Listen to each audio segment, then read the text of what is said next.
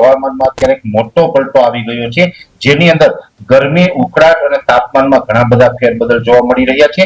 સાથે અત્યારે જે વરસાદનો રાઉન્ડ ચાલી રહ્યો છે તે વિશેની સંપૂર્ણ માહિતી આપવાની છે.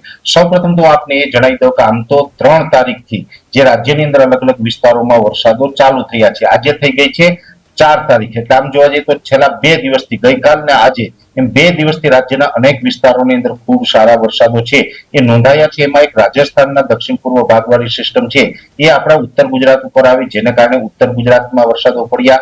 એ પછી જે મધ્યપ્રદેશ ઉપર એક સિસ્ટમ છે, જે સિસ્ટમની અસરથી આપણે દક્ષિણ ગુજરાત અને સૌરાષ્ટ્રમાં પણ સારા વરસાદો નોંધાયા છે.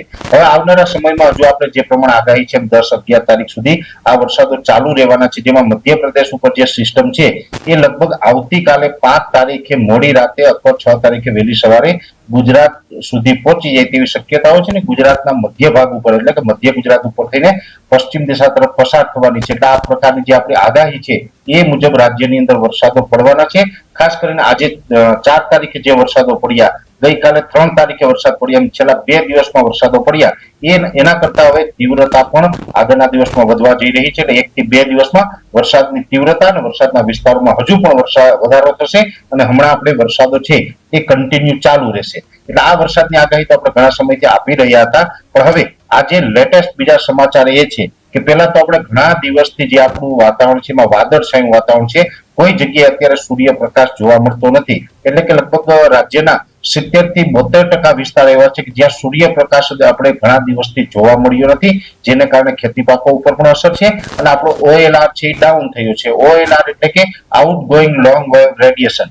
જે આઉટગોઈંગ લોંગ વેવ રેડિયેશન હોય ડાઉન થાય, એટલે કે જે જમીન ઉપર જે સૂર્યપ્રકાશ આવતો હોય એનું રિફ્લેક્શન થતું હોય છે એ ડાઉન થયું છે. અને એ ડાઉન થવાનું મુખ્ય કારણ હંમેશા એ જ હોય કે વધારે પડતા વાદળછાયું વાતાવરણ રહેવું. એટલે OLR છે એ ડાઉન થઈ ચૂક્યો છે અને એની સાથે તાપમાનમાં એક મોટો ફેરફાર થયો છે. તાપમાનમાં મોટો ફેરફાર એ થયો છે કે છેલ્લા ઘણા દિવસથી ભલે આપણે વરસાદી માહોલ હતો છતાં પણ આપણું તાપમાન છે ક્યાંય ને ક્યાંય લઘુત્તમ અને મહત્તમ તાપમાન બંને ઊંચા હતા. પણ હવે આ ગઈકાલથી એટલે કે છેલ્લી 24 કલાકની અંદર તાપમાન ઘણું બધું નીચું આવ્યું છે. અત્યારે આપણું લઘુત્તમ તાપમાન છે એટલે કે ઓછામાં ઓછું જે તાપમાન છે એ 23 ડિગ્રી સુધી આવી રહ્યું છે અને વધારેમાં વધારે તાપમાન, મહત્તમ તાપમાન છે એ 28 ડિગ્રી સુધી નોંધાઈ રહ્યું છે. એટલે ગુજરાતના અલગ અલગ વિસ્તારોમાં 1 થી 2 ડિગ્રી તાપમાનમાં ફેરફાર હશે, પણ એવરેજ 23 થી લઈને 28 ડિગ્રી સુધીનું તાપમાન છે રાજ્યના અલગ અલગ વિસ્તારોમાં અત્યારે નોંધાઈ રહ્યું છે. એટલે આ તાપમાનમાં ખૂબ મોટો ઘટાડો થયો છે એવું પણ કહી શકાય. અને એનું 2 કારણ છે, એક તો સતત વાદળછાયું વાતાવરણ છે અને બીજા નંબરમાં સતત આપણે વરસાદો પડી રહ્યા છે 2 દિવસથી, જેને કારણે છેલ્લા 24 કલાકથી તાપમાનમાં ઘટાડો થયો છે અને ખાસ કરીને 30 ડિગ્રી કરતા તાપમાન નીચું આવી ચૂક્યું છે. એટલે કે જે 28 ડિગ્રી તાપમાન છે એ મેક્સિમમ અત્યારે આપણું જોવા મળી રહ્યું છે અને આ જ મુજબનું હવે તાપમાન છે એ સમગ્ર જુલાઈ મહિના દરમિયાન જોવા મળશે. જુલાઈ મહિના દરમિયાન હવે 30 ડિગ્રી કરતા તાપમાન ઊંચું જાય તેવી શક્યતાઓ કોઈ હાલ દેખાતી નથી. એટલે હવે તાપમાન નીચું જોવા મળશે.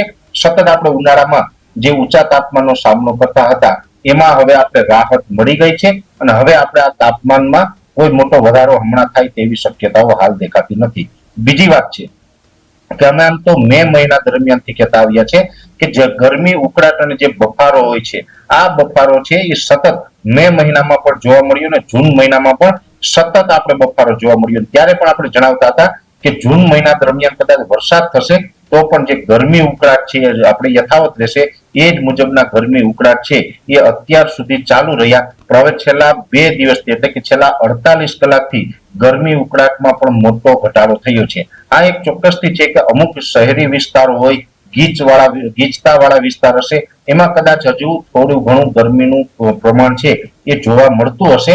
પણ છતાં જે આપણે જૂન મહિનામાં ગરમી હતી એ ગરમીની અંદર લગભગ 70 થી 73% ઘટાડો નોંધાયો છે. એટલે કે હ્યુમિડિટી છે એની અંદર ઘણા બધા ફેરફારો થયા છે અને ગરમી ઉકળાટમાંથી આપણે ઘણી બધી રાહત મળી છે. હવે આ જુલાઈ મહિના દરમિયાન કોઈ જ પ્રકારે ગરમી ઉકળાટ કે બફારામાં વધારો થાય તેવી શક્યતાઓ નથી. એટલે ખાસ કરીને આ વિડીયોની અંદર 3-4 પોઈન્ટ છે મહત્વના કહેવાના હતા.